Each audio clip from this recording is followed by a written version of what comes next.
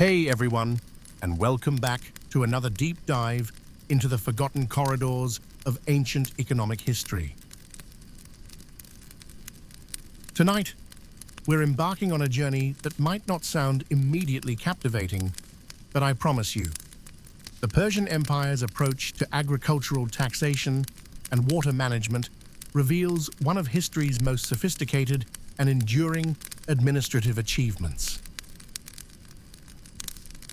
Before we begin this gentle exploration, if you find these quiet investigations into ancient economic systems as fascinating as I do, please take a moment to hit that subscribe button and ring the notification bell.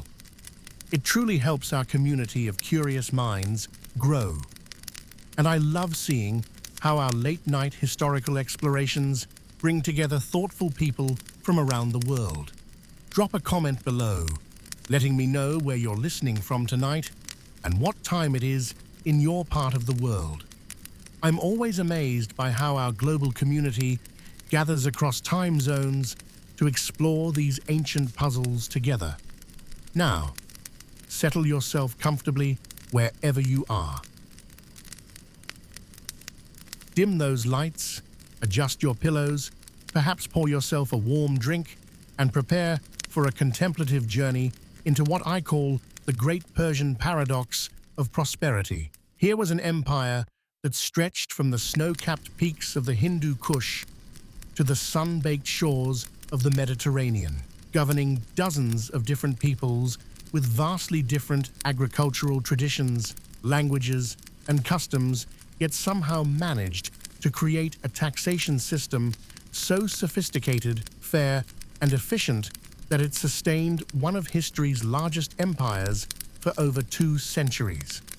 More remarkably still, they achieved this monumental feat while simultaneously undertaking some of the most ambitious irrigation and water management projects the ancient world had ever conceived. Tonight, we're not chasing the dramatic military conquests of Cyrus the Great or the legendary opulence of Persepolis with its towering columns and golden treasures. Instead, we're going to examine something far more subtle but equally extraordinary. How an empire that began through conquest learned to nurture the very soil that sustained it. We'll explore the delicate balance between extraction and investment, between imperial demands and local agricultural needs, between the grand engineering visions of Persian hydraulic experts and the daily reality of farmers working fields that had been cultivated for millennia before the first Persian soldier ever set foot on their ancestral lands.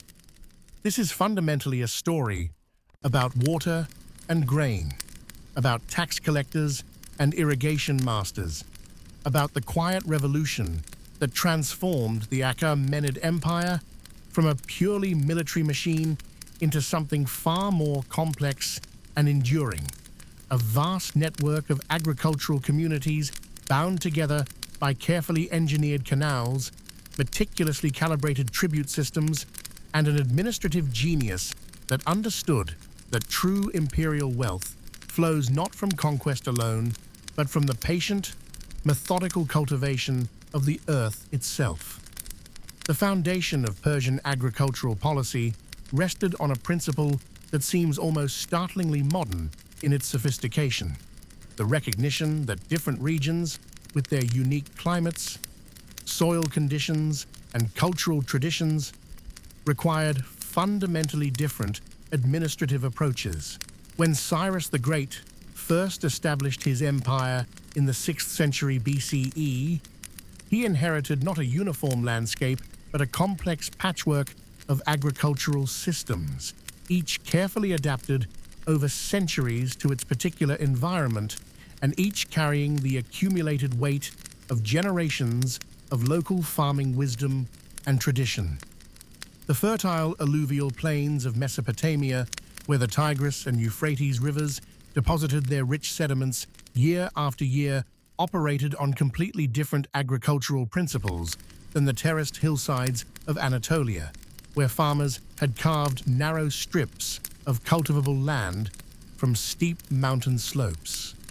Similarly, the oasis settlements of Central Asia, where precious water had to be carefully hoarded and distributed among small garden plots, required entirely different management approaches than the rain-fed wheat fields of the Iranian plateau or the date palm groves of the Persian Gulf Coast. Rather than imposing a rigid, uniform system across this extraordinarily diverse landscape, which would have been the typical approach of most ancient empires, Persian administrators developed what we might call adaptive taxation, a remarkably flexible framework that could accommodate dramatic regional variations while still serving the empire's broader economic and strategic needs. This wasn't born from any particular humanitarian impulse, though the results often proved genuinely beneficial for local populations. It was pure, calculating pragmatism. The Persians understood, perhaps better than any empire before or since, that sustainable revenue required sustainable agriculture, and sustainable agriculture required deep respect for the ecological and cultural realities of each distinct region. Consider the vast alluvial plains of Babylonia, where Persian tax collectors encountered an agricultural system that had been refined and perfected over literally millennia. Here, the annual flooding of the Tigris and Euphrates had created not just a rhythm of cultivation, but an entire civilization built around the predictable cycles of flood, planting, growth, and harvest that governed not only farming practices, but the entire social, religious, and economic calendar of these ancient communities. Persian administrators, rather than disrupting this ancient pattern with their own imported ideas, demonstrated remarkable wisdom by learning to work within these established rhythms. They sent teams of surveyors and agricultural experts to map the flood cycles with unprecedented precision, studying the traditional methods of field preparation, crop rotation, and seasonal labor organization that had sustained these communities for generations. They then designed their tax assessment procedures to align harmoniously with the natural rhythms of the land and the cultural patterns of its inhabitants. The genius of this approach becomes crystal clear when we examine the Persian tax records preserved on thousands of cuneiform tablets discovered at sites like Persepolis, Susa, and Babylon. These documents reveal a bureaucratic system of truly remarkable complexity and sophistication. Tax assessments were not simply imposed arbitrarily from distant imperial capitals, but were calculated based on detailed, systematic knowledge of local agricultural conditions that Persian administrators had painstakingly acquired through years of careful observation and documentation. Teams of Persian surveyors would spend months in each region, examining soil quality with techniques that were remarkably advanced for their time. They measured not just the total area under cultivation, which would have been the crude approach of most ancient tax systems, but the actual productive capacity of different field types, distinguishing carefully between prime alluvial soils that could support intensive cultivation and marginal lands that required careful management to produce even modest yields. They distinguished systematically between irrigated agriculture, which could support multiple crops per year and higher yields, and rain-fed agriculture, which was dependent on unpredictable seasonal precipitation and therefore inherently riskier and less productive. They categorized different types of crops, recognizing that primary cereals like barley and wheat required different inputs and generated different values than secondary crops like dates, olives, vegetables, and various fruits and nuts.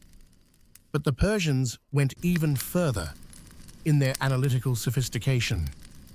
They recognized that agricultural productivity was not a constant, but varied significantly from year to year based on factors largely beyond human control. Flood levels, rainfall patterns, temperature variations, pest infestations, and disease outbreaks that could devastate crops despite the best efforts of skilled farmers. Their tax system incorporated remarkably advanced mechanisms for adjusting assessments based on these annual variations in conditions. In years of abundant floods and exceptional harvests, tax rates would increase to capture a fair share of this windfall productivity. In years of drought, inadequate flooding, pest damage, or other agricultural disasters, taxes would decrease proportionally to ensure that communities weren't driven into destitution by the combination of poor harvests and inflexible tax demands. This wasn't arbitrary political favoritism, but was based on systematic observation and record-keeping that tracked agricultural conditions across the entire empire year by year, creating what was essentially an ancient agricultural database of unprecedented scope and detail. Persian administrators maintained detailed weather records, flood level measurements, crop yield estimates, and economic indicators that allowed them to make informed decisions about tax policy based on actual conditions rather than abstract theoretical calculations. The sophistication of this system becomes even more apparent when we examine how it handled the crucial, complex relationship between taxation and irrigation investment. The Persians understood, with remarkable clarity, that their tax revenues were intimately connected to their investment in water management infrastructure. This created what modern economists would call a virtuous cycle. Tax revenues funded irrigation projects, which increased agricultural productivity, and land values, which in turn generated higher tax revenues that could fund even more ambitious irrigation projects. But managing this cycle effectively required extraordinary administrative coordination and long-term strategic planning. The benefits of irrigation investments might not become apparent for years or even decades after the initial construction, while the costs had to be paid immediately. This required a level of governmental patience and long-term thinking that was virtually unknown in the ancient world, where most rulers focused on maximizing short-term revenues to fund immediate military or political needs. Persian irrigation policy operated simultaneously on multiple scales, each requiring different types of expertise and coordination. At the local level, they maintained and systematically improved existing canal systems that had often been in operation for centuries, working carefully with traditional irrigation societies that had managed water distribution for generations and possessed irreplaceable knowledge about local water sources, soil conditions, and seasonal patterns. At the regional level, they undertook massive engineering projects that connected previously isolated agricultural zones and created entirely new possibilities for cultivation. These projects often required coordinating the efforts of multiple communities, negotiating complex agreements about water rights and maintenance responsibilities, and managing construction projects that might extend over many years and hundreds of miles of difficult terrain. At the imperial level, they coordinated water management across vast distances and multiple river systems, ensuring that the development of irrigation in one region didn't inadvertently compromise the water supply of downstream areas. This required maintaining detailed maps and records of water sources across the empire and understanding the complex hydrology of river systems that might flow through multiple satrapies and serve dozens of different communities. The famous qanats of Persia exemplify this sophisticated multi-scale approach to water management. These underground channels, which carried water from highland aquifers to lowland agricultural areas through carefully engineered tunnel systems, represented a technology that was both ancient in its basic principles and revolutionary in its scale and systematic application. The basic concept of qanat construction had been known for centuries in various parts of the Middle East, but the Persians scaled it up dramatically and systematized it in ways that transformed entire regions. They created networks of underground channels that extended for hundreds of miles, serving multiple communities across vast regions and fundamentally altering the agricultural potential of previously marginal or uninhabitable areas. Building and maintaining these qanat networks required organizational capacity of truly extraordinary scope and sophistication. Teams of specialized workers, known as qanats, spent their entire careers mastering the dangerous, demanding art of underground excavation. These men worked in conditions of perpetual darkness, hundreds of feet below ground, digging vertical access shafts that could extend down through multiple geological layers to reach distant aquifers, then connecting these shafts with horizontal channels that had to maintain precisely calculated gradients to ensure proper water flow across enormous distances. The technical challenges of this work were immense. A qanat channel that was too steep would create erosion that could destroy the entire system, while one that was too shallow wouldn't provide adequate water flow to justify the enormous construction costs. The horizontal channels had to be aligned with extraordinary precision to ensure they would connect properly with the vertical shafts, and the entire system had to be engineered to account for seasonal variations in water table levels and the gradual settling of soil and rock that occurred over time. The Persian state supported these highly skilled qanat workers through a complex system of incentives, obligations, and social protections that recognized both the crucial importance of their work and the extraordinary risks they faced. Qanat construction was often funded directly through tax revenues, but the benefits were shared between the imperial government and local communities through carefully negotiated agreements that balanced state interests with local needs. A typical qanat project might be structured so that a community received the right to use qanat water for their agricultural fields in exchange for providing labor for construction and ongoing maintenance, and paying a specified portion of their increased agricultural output as tax to the imperial treasury.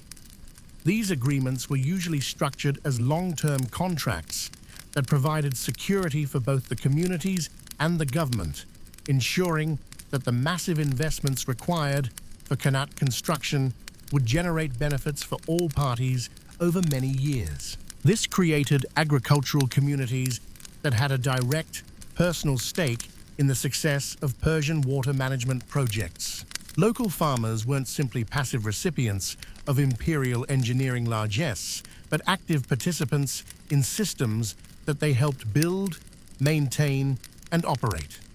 This participatory approach proved absolutely crucial to the long-term success of Persian irrigation, because it meant that local communities possessed both the technical knowledge and the economic incentives necessary to keep these complex systems functioning properly long after the original construction teams had moved on to other projects.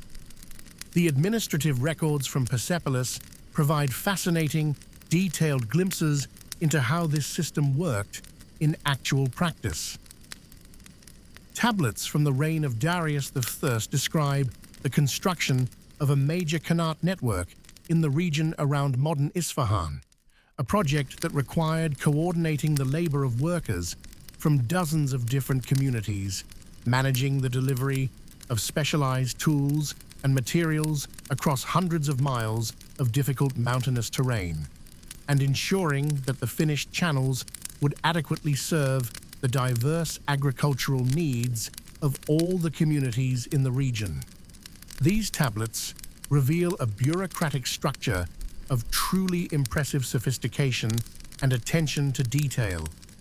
Project managers tracked the progress of construction on a week-by-week basis, recording precisely how many workers were deployed on each section of the channel system, how much earth and rock was excavated from each shaft, what types of geological obstacles were encountered, and how these challenges affected construction schedules and resource requirements. They maintained extraordinarily detailed inventories of tools and materials, noting when bronze picks and iron shovels wore out and needed replacement, when wooden supports for the underground channels had to be reinforced or rebuilt, when seasonal weather conditions made certain types of excavation work impossible or dangerous, and when supplies of lamp oil, rope, and other essential materials needed to be replenished. But perhaps most remarkably, these administrative records demonstrate that Persian project managers maintained ongoing, systematic communication with local agricultural communities throughout the entire construction process. They regularly solicited input about optimal channel routing from farmers who understood local soil conditions and seasonal water patterns. They consulted with traditional irrigation experts about proper water distribution techniques and seasonal allocation protocols. They adjusted their engineering plans based on local knowledge about underground water sources, soil stability, and seasonal weather patterns that could affect the long-term viability of the qanat system. This collaborative approach extended seamlessly to the taxation system that funded these massive infrastructure projects. Rather than simply imposing tax assessments based on abstract calculations performed in distant administrative centers, Persian tax collectors worked closely and continuously with local agricultural communities to develop assessment methods that accurately reflected actual farming conditions, seasonal variations, and long-term productivity trends. They recognized that effective taxation required detailed, intimate knowledge of local agricultural practices, and they were willing to invest considerable time, effort, and resources in acquiring this knowledge through systematic observation and community consultation. This wasn't simply a matter of administrative efficiency, though it certainly made the tax system more efficient, but reflected a fundamental understanding that sustainable taxation required the cooperation and goodwill of the agricultural communities that generated the wealth being taxed. The result was a tax system that was both comprehensive in its scope and remarkably flexible in its application. Persian administrators maintained detailed, continuously updated records of land use patterns across their territories, tracking which specific fields were planted with which crops each season and how seasonal variations affected overall regional productivity.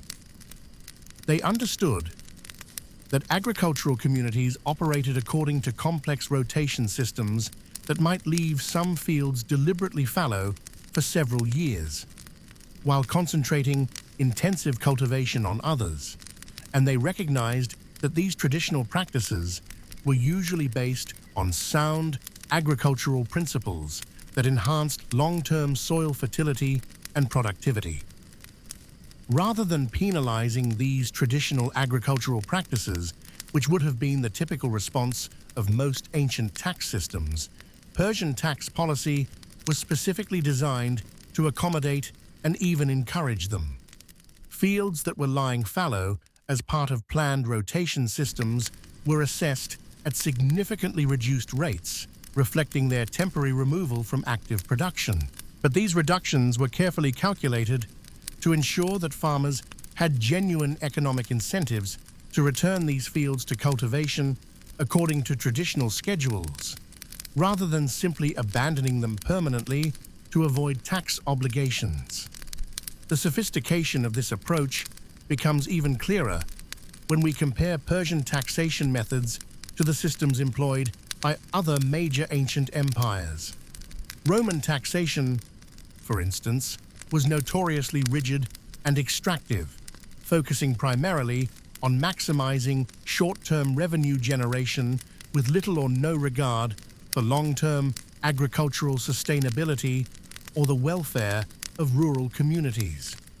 The Roman state typically demanded fixed tribute payments regardless of local agricultural conditions, seasonal variations, or economic circumstances, often forcing farmers to sell their land, borrow money at ruinous interest rates, or fall into permanent debt slavery when harvests failed or other disasters struck their communities. Persian taxation, by striking contrast, was explicitly designed to maintain and systematically enhance agricultural productivity over the long term, rather than simply extracting maximum short-term revenue. Tax assessments were conceived not as fixed, inflexible obligations, but as dynamic agreements that could and should be adjusted based on changing circumstances, seasonal variations, and long-term trends in agricultural productivity and economic conditions. This approach required much more sophisticated administrative machinery than the crude Roman system, with its emphasis on simple extraction and short-term revenue maximization. But it also proved far more sustainable economically, politically, and socially, creating agricultural communities that were prosperous enough to generate substantial tax revenues over many decades, rather than impoverished populations that could barely meet subsistence needs. The Persian system also incorporated what we might call sophisticated incentive alignment mechanisms that were specifically designed to encourage agricultural improvements and territorial expansion. Tax rates were systematically structured to reward farmers and communities that brought new land under cultivation, invested in productivity-enhancing improvements like terracing, drainage, or irrigation infrastructure, or adopted new crops or agricultural techniques that increased overall productivity. Farmers who successfully brought previously uncultivated marginal lands into production could receive substantial tax reductions for several years while they established their new agricultural operations and recovered their initial investment costs. Communities that successfully maintained complex irrigation systems, prevented soil erosion through terracing or other conservation methods, or achieved exceptional productivity through superior farming techniques received preferential treatment in tax assessments that recognized their contributions to overall imperial prosperity. This created a genuinely dynamic relationship between the Persian state and agricultural communities throughout the empire. Rather than simply extracting resources from the countryside in a parasitic relationship, which was the typical pattern for most ancient empires, the Persian government became an active partner in agricultural development, using tax policy as a sophisticated tool for encouraging precisely the kinds of investments and improvements that would benefit both local communities and the empire as a whole. The irrigation component of this partnership was particularly crucial to the system's overall success. Persian engineers and administrators understood with remarkable clarity that water management was absolutely central to agricultural prosperity in most of their territories, but they also recognized that effective irrigation required ongoing cooperation and coordination between state authorities and local communities, rather than simple top-down imperial control. Water rights, maintenance responsibilities, seasonal allocation protocols, and dispute resolution procedures had to be negotiated and renegotiated constantly as environmental conditions changed. Communities grew or declined, and new agricultural opportunities or challenges emerged.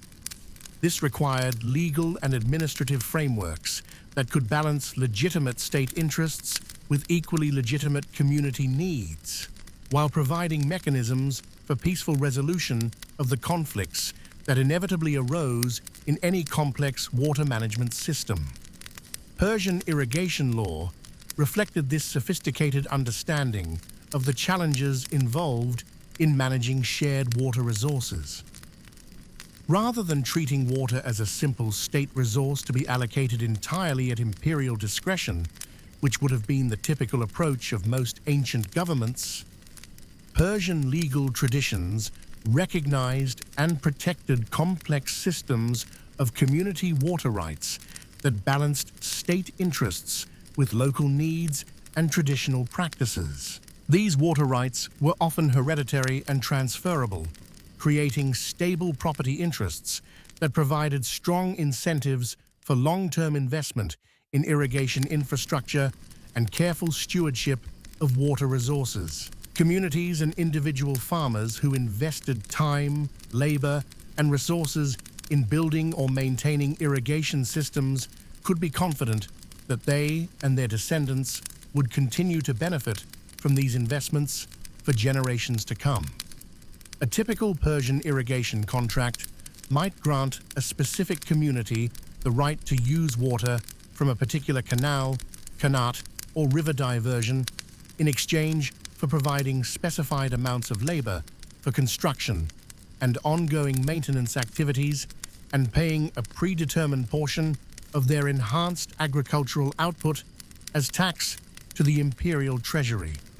But these contracts also specified in careful detail the community's obligations to maintain the water system in good working order, the precise procedures for resolving disputes about water allocation among different users, and the mechanisms for adjusting the terms of the agreement as environmental or economic conditions changed over time.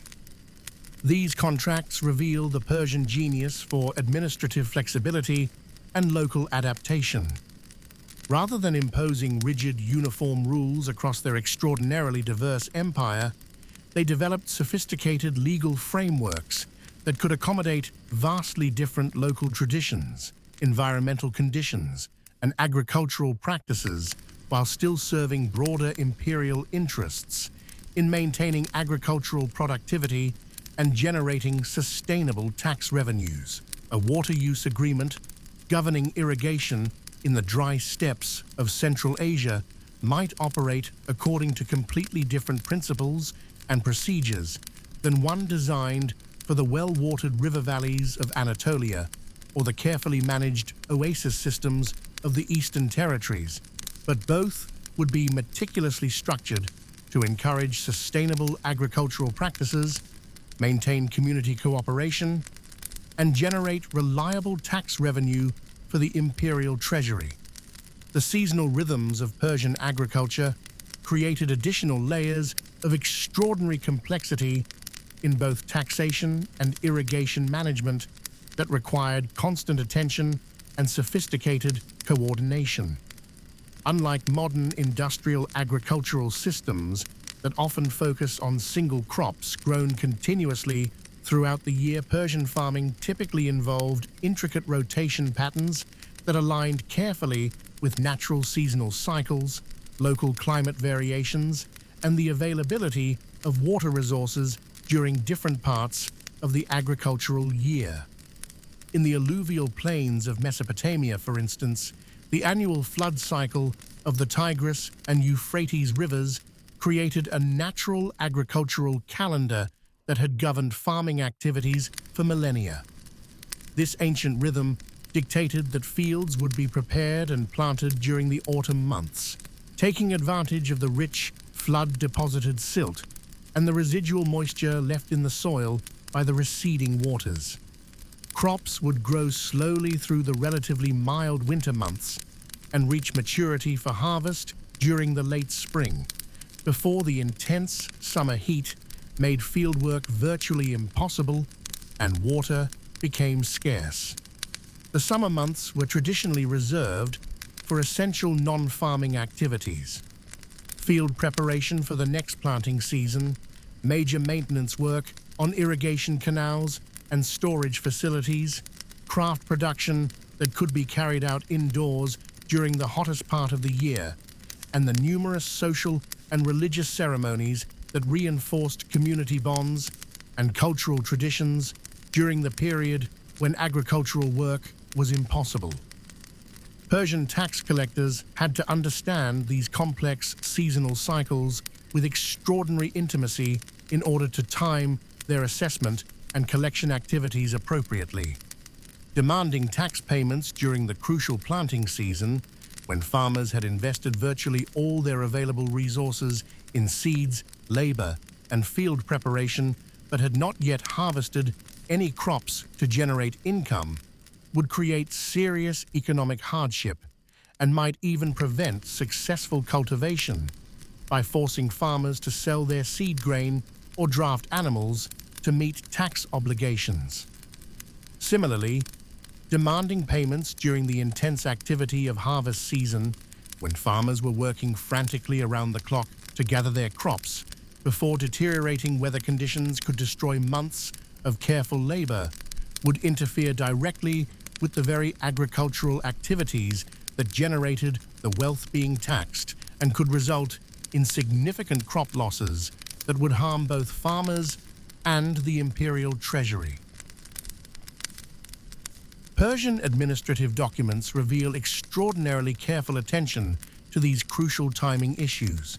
Tax collection schedules were systematically coordinated with local agricultural calendars across the empire, ensuring that payment demands were scheduled for periods when farmers had both the financial resources to meet their tax obligations and the time availability to deal with tax collectors without interfering with essential farming activities.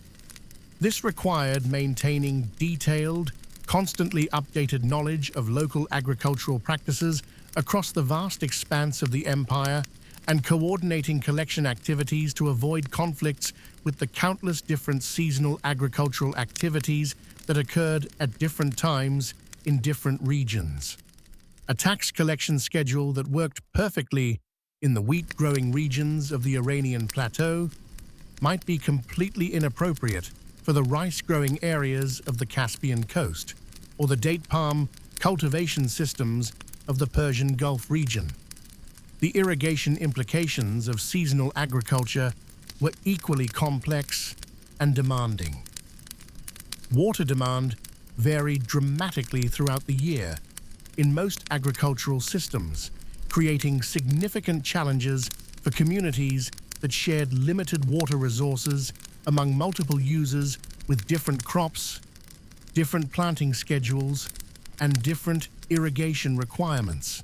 During the crucial planting seasons, when farmers needed to prepare their fields and establish their crops, demand for irrigation water might exceed available supply, requiring careful allocation systems to ensure that all farmers had access to the water they needed for successful cultivation. During other seasons, when water demand was naturally lower, communities might have opportunities to undertake major maintenance and improvement projects that would enhance their irrigation system's capacity and efficiency.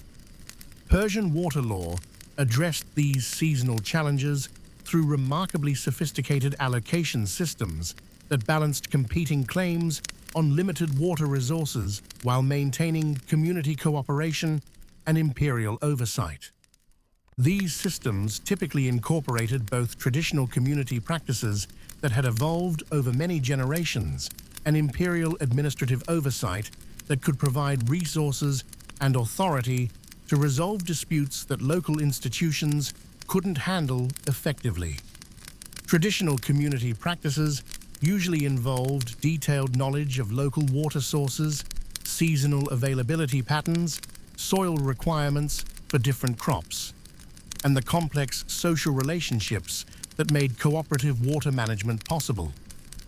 These traditional systems had often developed over centuries of trial and error and embodied accumulated wisdom about sustainable water use that was invaluable for the long-term success. Imperial administrative oversight brought complementary advantages: the authority to enforce agreements and resolve disputes between communities, the resources to undertake major construction and maintenance projects that were beyond the capacity of individual communities, and the broader perspective necessary to coordinate water management across large regions with multiple communities and competing interests. A typical Persian irrigation community might operate under complex agreements that granted different farmers access to water at different times throughout the irrigation season, creating sophisticated rotation systems that ensured equitable distribution of limited water resources while maximizing overall agricultural productivity. During periods of high water demand, farmers might be limited to specific hours of specific days when they could draw water for their fields, with these allocations carefully calculated based on the size of their holdings, the water requirements of their particular crops, and their contributions to the construction and maintenance of the irrigation system. During periods when overall water demand was lower, these restrictions might be relaxed significantly, allowing farmers much greater flexibility in their irrigation scheduling and enabling them to take advantage of optimal soil and weather conditions for various agricultural activities. These flexible allocation systems required extraordinary coordination and enforcement mechanisms, tasks that were typically shared between local irrigation societies with deep traditional knowledge and Persian administrative officials with imperial authority and resources. Local irrigation societies, which often traced their institutional origins back many centuries before the Persian conquest, maintained detailed practical knowledge of traditional water allocation practices, the social relationships and cultural norms that made them work effectively, and the seasonal patterns of water availability and agricultural activity that governed irrigation timing. These societies typically included specialized positions for watermasters who understood the technical aspects of canal operation and maintenance, conflict mediators who could resolve disputes between farmers before they escalated into serious problems, and community leaders who could represent local interests in negotiations with imperial administrators. Persian officials brought complementary capabilities: imperial authority that could enforce agreements and compel cooperation when local mechanisms proved inadequate, financial and material resources that could support major construction and maintenance projects, and the broader regional perspective necessary to coordinate activities between multiple communities that shared water sources or had conflicting interests. The result was a sophisticated hybrid system that combined the legitimacy and local expertise of traditional institutions with the power and resources of imperial administration. This proved particularly important in managing the complex conflicts that inevitably arose between communities that shared water resources along river systems or qanat networks. When upstream users increased their water consumption, either through expanding their cultivated areas or changing their cropping patterns, this could significantly affect the water supply available to downstream users, potentially creating serious conflicts that threatened both agricultural productivity and political stability.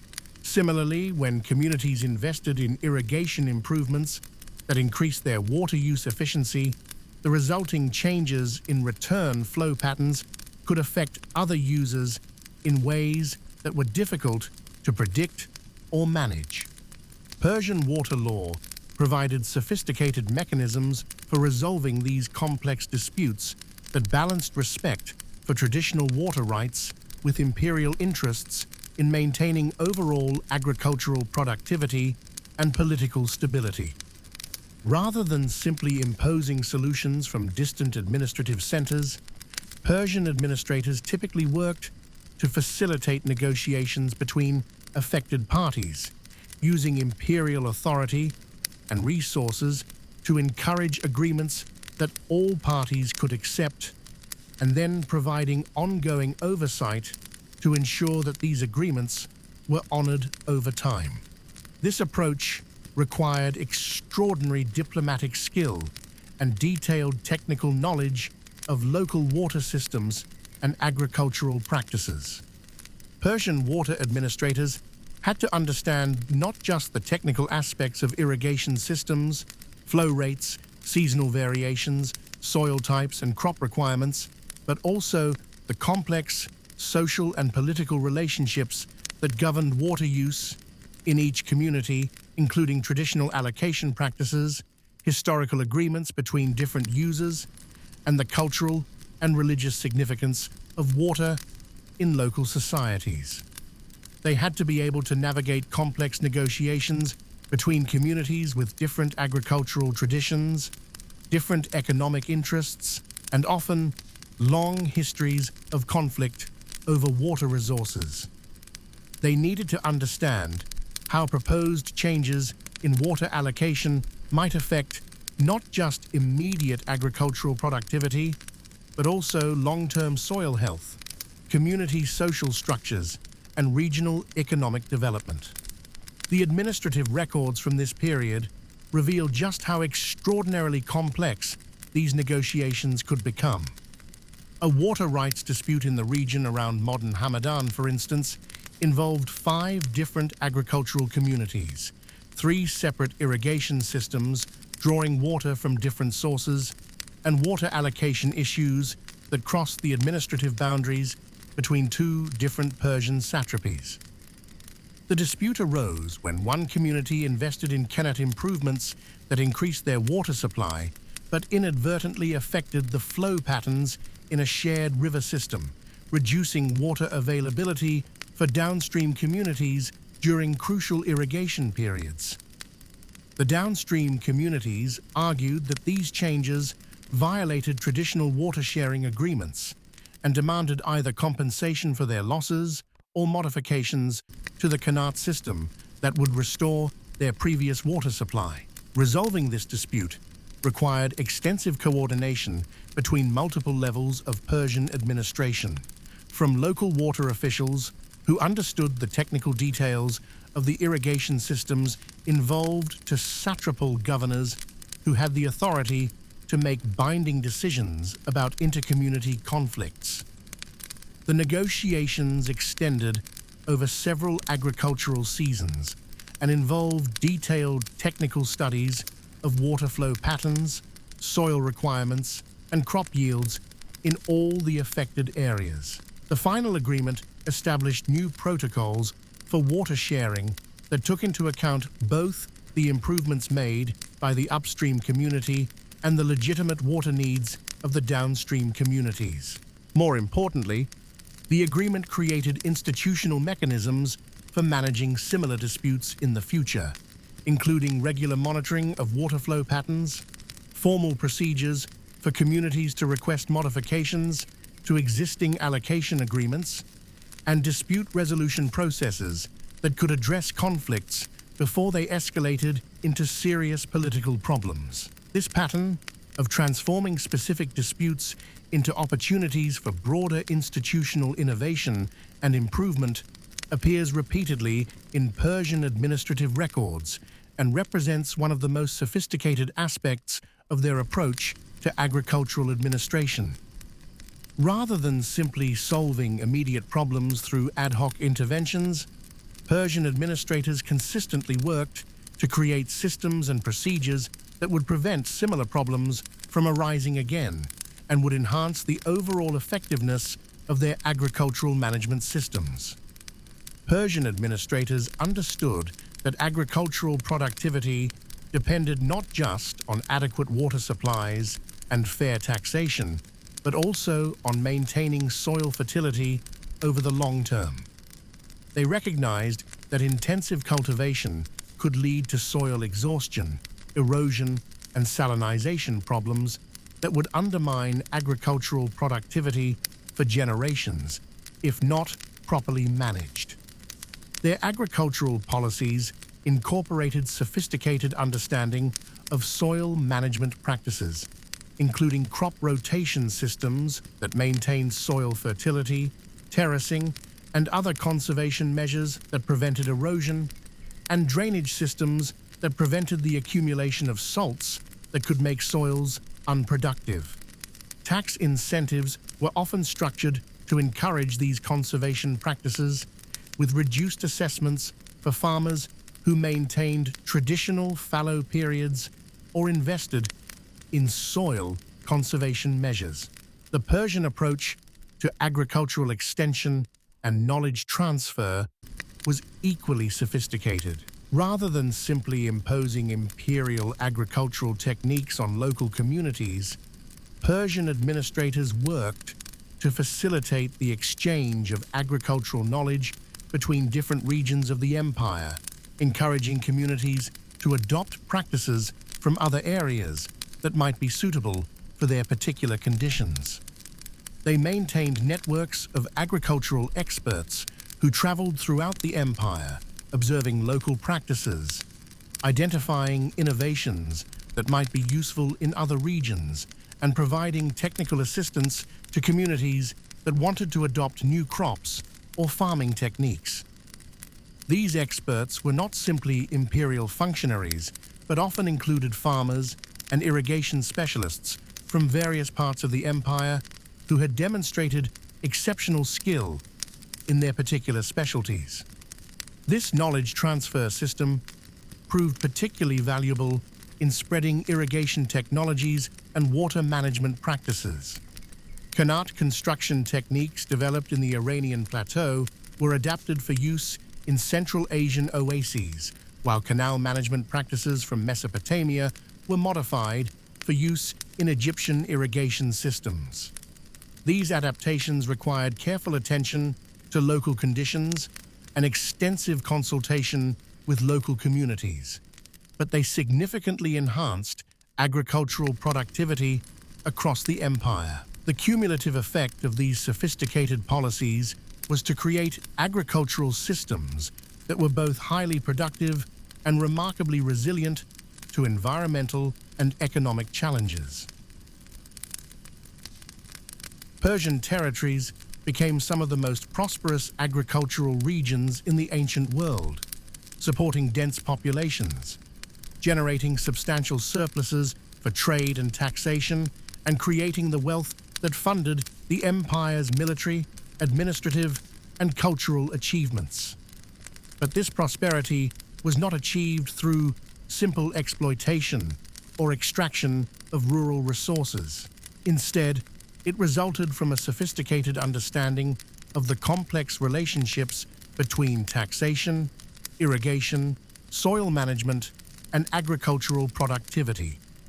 The Persians recognized that sustainable imperial wealth required sustainable agriculture, and sustainable agriculture required long-term investment, community cooperation, and careful environmental stewardship.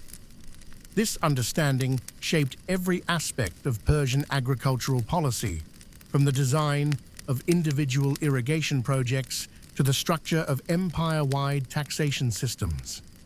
It created a model of imperial administration that was remarkably successful in its own time, and that continued to influence agricultural development and administration in the Middle East for many centuries after the fall of the Achaemenid Empire. The physical remains of Persian irrigation systems, many of which continued to operate for centuries after the empire's political collapse, provide lasting testimony to the effectiveness of their approach. Qanat networks, built under Persian administration, continued to supply water to agricultural communities throughout the Islamic period and beyond.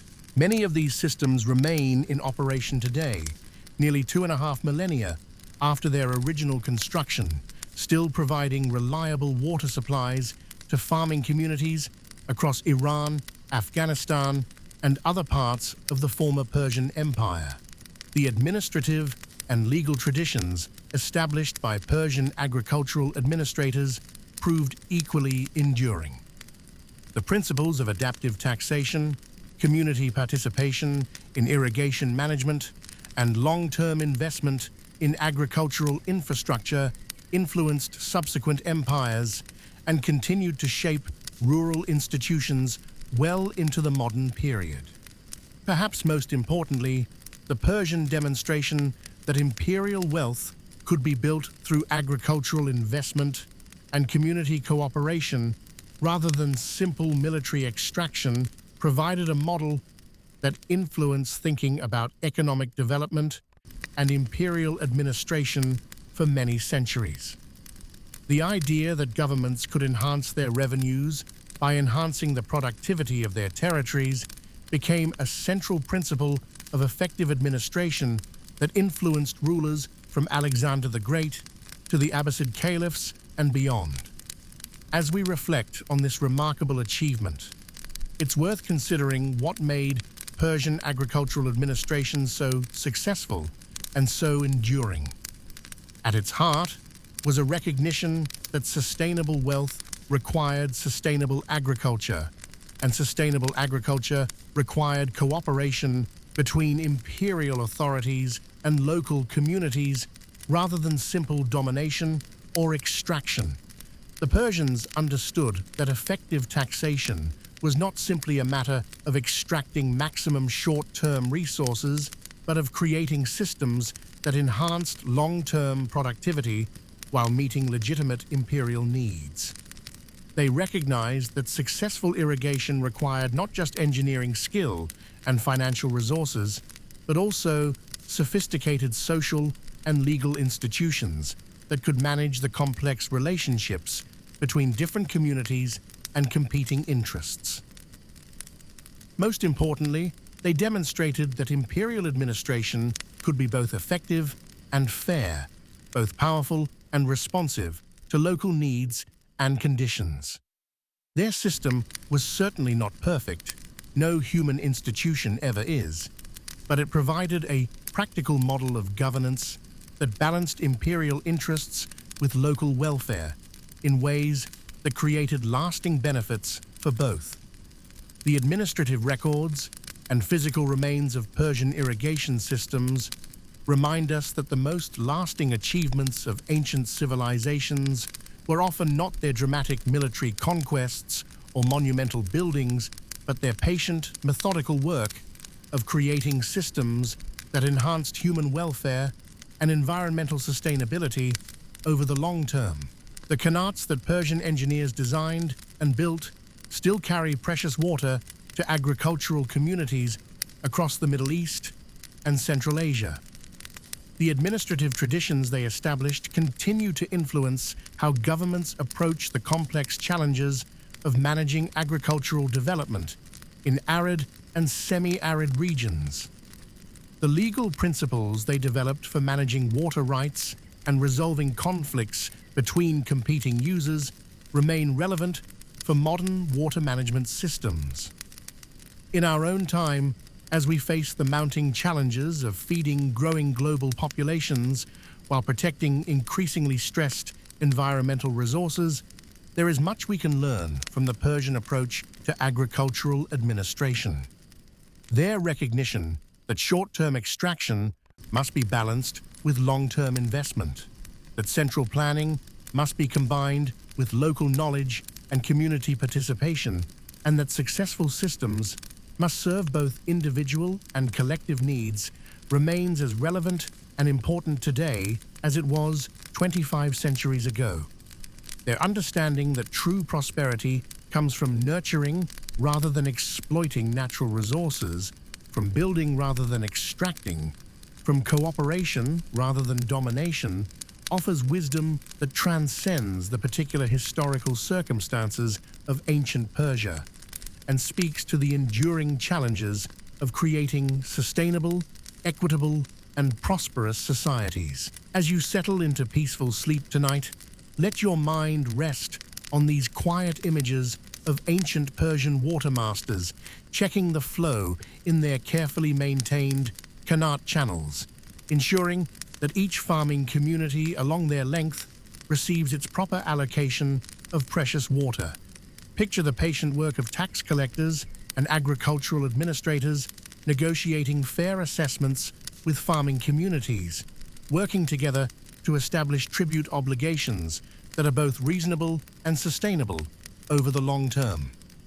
Imagine the careful planning sessions where Persian engineers designed new irrigation systems that would transform previously barren landscapes into fertile gardens capable of feeding thousands of people for generations to come. Think of the satisfaction of farmers working fields that had been made productive through the careful application of engineering wisdom and administrative foresight. These were not dramatic moments of conquest or heroic individual achievement, but they represented the foundation of one of history's most successful and enduring civilizations.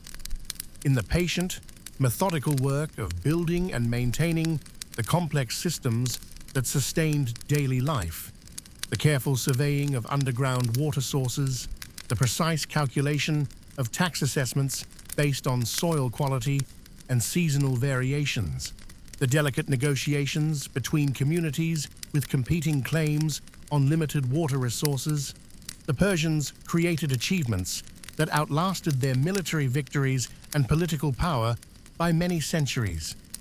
The genius of the Persian system lay not in any single innovation, but in the integration of multiple elements into a coherent whole that served both immediate practical needs and long-term strategic objectives. Their taxation system was sophisticated not because it employed complex mathematical formulas, but because it incorporated deep understanding of local agricultural conditions and seasonal variations. Their irrigation projects were successful not merely because of superior engineering techniques, but because they were designed and operated through partnerships between imperial administrators and local communities. Their legal frameworks for managing water rights and resolving conflicts were effective not because they imposed uniform rules across diverse territories, but because they provided flexible mechanisms that could accommodate different local traditions while maintaining overall imperial coordination. Their approach to agricultural development was sustainable, not because they possessed perfect knowledge of environmental science, but because they recognized the importance of long-term thinking and community cooperation in managing natural resources. Consider the daily routine of a Persian agricultural administrator in a typical farming region during the height of the empire. His day might begin before dawn, with an inspection of local irrigation channels, checking water flow rates, and identifying any maintenance issues that needed immediate attention. He would consult with local watermasters about seasonal allocation schedules, ensuring that all farming communities in his district had adequate access to irrigation water during crucial planting and growing periods. His morning might be spent reviewing tax assessment records, comparing this year's crop yield estimates with historical averages, and adjusting individual assessments based on local conditions. Poor rainfall in some areas, exceptional harvests in others, pest damage that had affected certain crops, or improvements in irrigation infrastructure that had enhanced productivity in particular districts. The afternoon might involve meetings with representatives from different farming communities, discussing proposed changes to water allocation agreements, mediating disputes between upstream and downstream users, or planning collaborative projects for expanding or improving irrigation systems. These meetings required not just administrative authority, but diplomatic skill, technical knowledge, and deep understanding of the social relationships and cultural traditions that governed rural life. His evening hours might be devoted to correspondence with other administrators, reporting local conditions to provincial governors, sharing information about successful innovations that might be useful in other regions, or requesting technical assistance for challenging engineering projects. This communication network, supported by the famous Persian postal system, enabled coordination of agricultural policy across vast distances and diverse environments. The cumulative effect of thousands of such administrators working throughout the empire, each managing their local responsibilities while contributing to the broader imperial system, created an agricultural administration of unprecedented scope and sophistication. This was not a rigid bureaucracy imposing uniform solutions, but a flexible network that could adapt to local conditions while maintaining overall coordination and effectiveness. The seasonal rhythms of this administrative work reflected the seasonal rhythms of agriculture itself. Spring brought intensive activity as administrators coordinated planting schedules, allocated irrigation water for field preparation, and finalized tax assessments based on winter precipitation and soil conditions. Summer involved ongoing monitoring of crop development, maintenance of irrigation systems during periods of peak demand, and preparation for the coming harvest season. Autumn was the crucial period when tax collection activities reached their peak, coordinated carefully with harvest schedules to ensure that farmers could meet their obligations without compromising their agricultural activities. Winter provided opportunities for major construction and maintenance projects, planning sessions for the coming agricultural year, and the careful analysis of records that would inform future policy decisions. This integration of administrative cycles with agricultural cycles created a governmental system that was genuinely responsive to the needs and realities of rural life, rather than simply imposing external demands on agricultural communities. Persian administrators understood that their success depended on the success of the farmers and communities they governed, creating alignment of interests that benefited both imperial revenues and local prosperity. The technological innovations that emerged from this system were equally impressive in their scope and sophistication. Persian engineers developed surveying techniques that enabled the construction of underground water channels extending for hundreds of miles with remarkable precision. They created water management systems that could distribute scarce resources equitably among multiple communities while maintaining overall system efficiency. They developed agricultural tools and techniques that were adapted to the specific conditions of different regions, from the terracing systems that enabled cultivation on steep mountainous slopes to the drainage techniques that prevented salinization in irrigated lowlands. They created storage and preservation methods that could maintain grain reserves for multiple years, providing insurance against harvest failures and price fluctuations. Perhaps most importantly, they developed administrative techniques that could coordinate complex activities across vast distances and diverse populations. Their record-keeping systems enabled them to track agricultural conditions, tax revenues, and irrigation performance across the entire empire. Their communication networks allowed rapid dissemination of information about changing conditions and successful innovations. Their legal systems provided mechanisms for resolving disputes and managing competing claims on natural resources in ways that maintained both justice and efficiency. Their incentive systems encouraged long-term investment and sustainable practices rather than short-term exploitation and resource depletion. The social implications of these achievements were equally significant. Persian agricultural policy created opportunities for prosperity and advancement that extended throughout rural society. Farmers who demonstrated exceptional skill or innovation could receive tax reductions and other benefits that enhanced their economic status.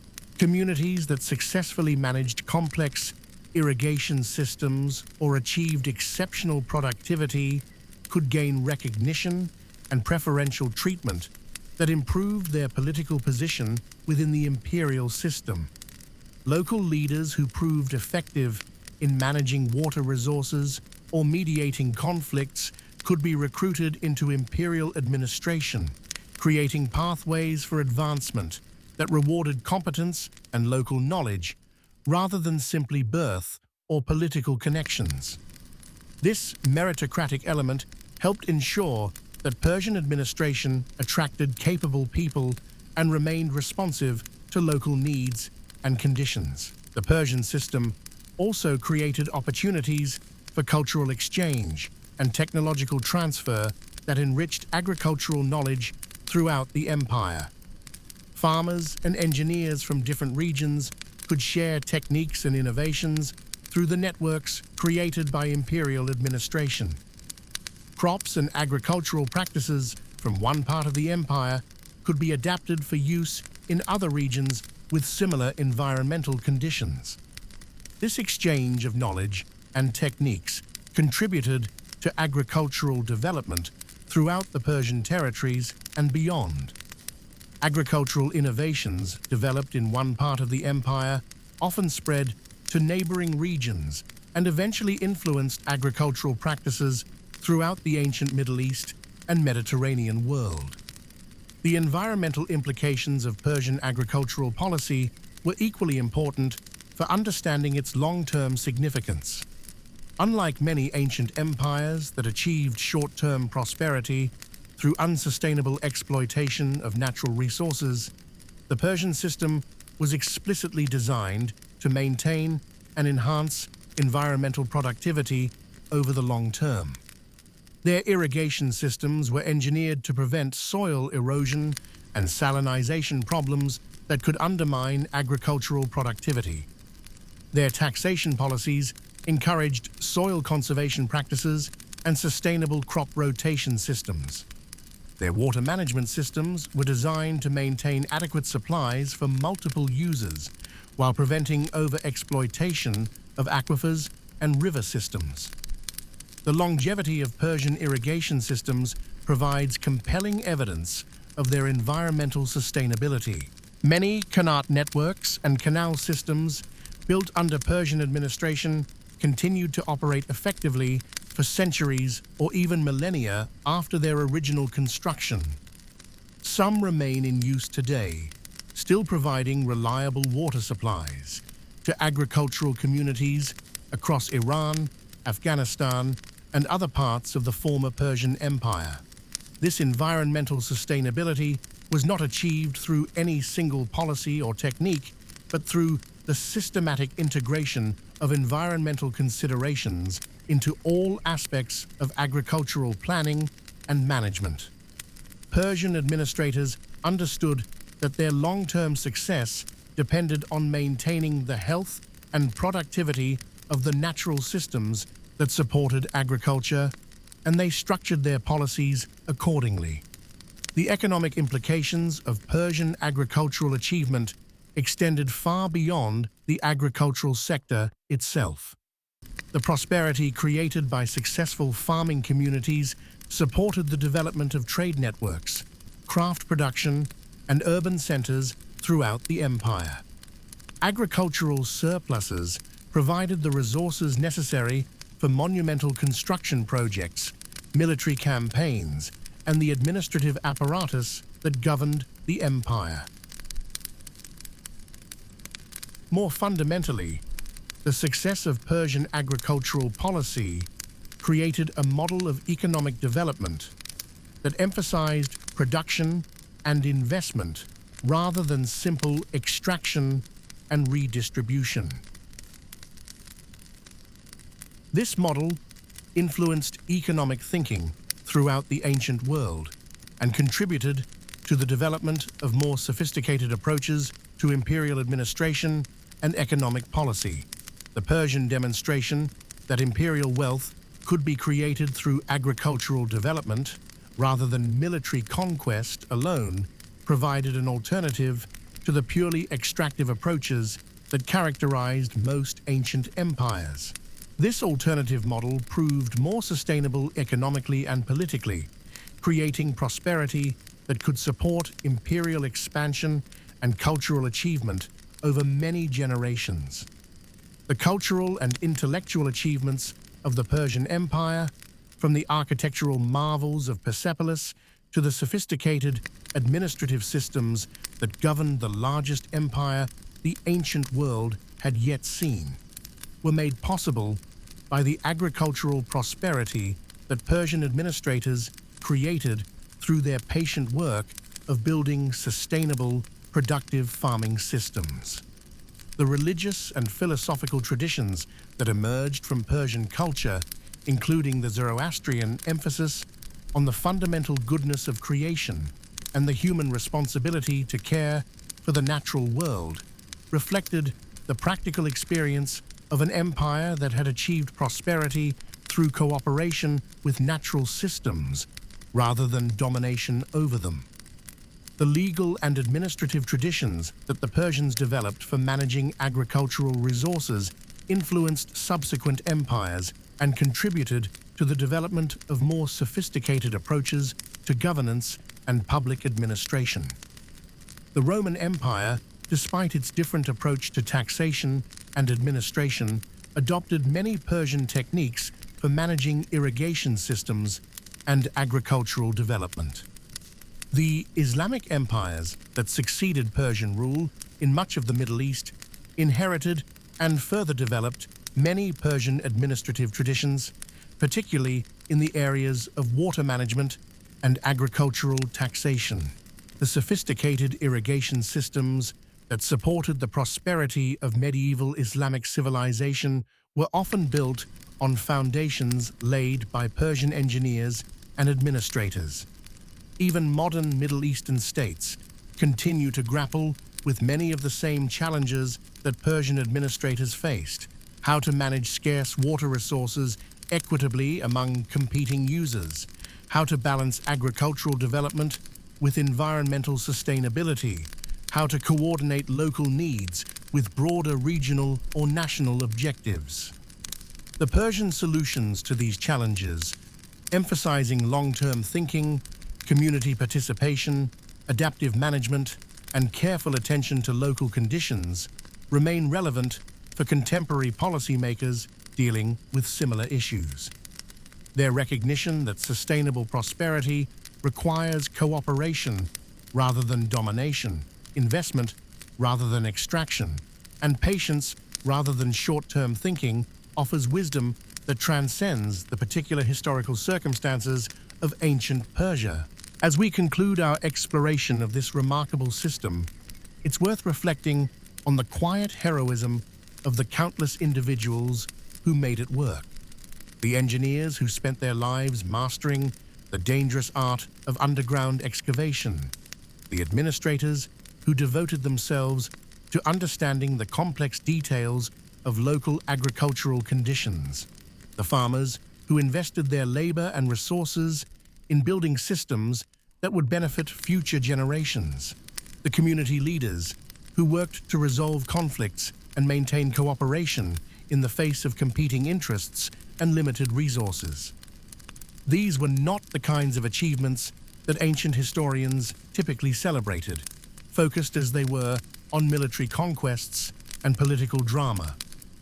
But they represent some of the most significant and lasting accomplishments of human civilization, the patient work of creating systems that enhance human welfare and environmental sustainability, that balance individual interests with collective needs, that serve both present requirements and future possibilities.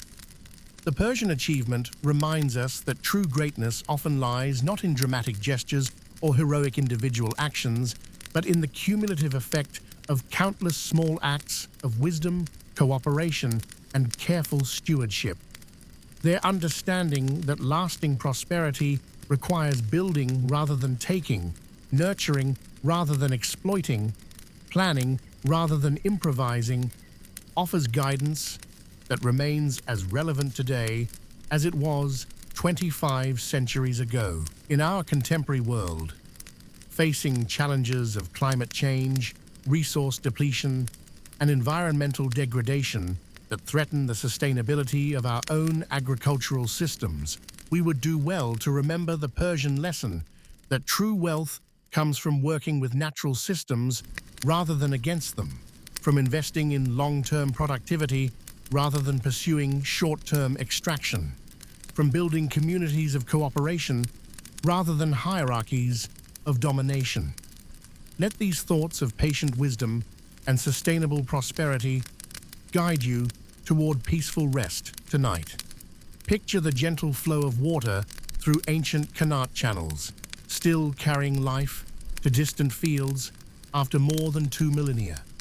Imagine the satisfaction of farmers whose great-grandchildren would still benefit from the irrigation systems they helped to build and maintain. Think of the quiet conferences between administrators and community leaders, working together to find solutions that would serve both immediate needs and long-term sustainability. These images of cooperation, foresight, and mutual care offer a foundation for peaceful sleep and hopeful dreams. The Persian understanding that true security comes not from domination, but from contribution, not from taking, but from giving, not from conquering, but from cultivating, provides a peaceful framework for rest, in their recognition that the most important work is often the least dramatic, the daily tasks of measurement and maintenance, negotiation and cooperation that create the conditions for lasting prosperity. We find a model of meaningful life that can bring both purpose and tranquility, sleep peacefully, knowing that across the millennia, their example continues to inspire those who seek to build rather than destroy, to nurture rather than exploit, to plant seeds for harvests they may never see, but trust that careful work in the present creates the foundation for abundance in generations yet to come. The Persian legacy whispers its quiet wisdom about the patient work of creating systems that serve both human needs and natural harmony, reminding us that the greatest achievements are often those that enhance life rather than diminish it, that build communities rather than tear them down, that leave the world more beautiful and more productive than they found it.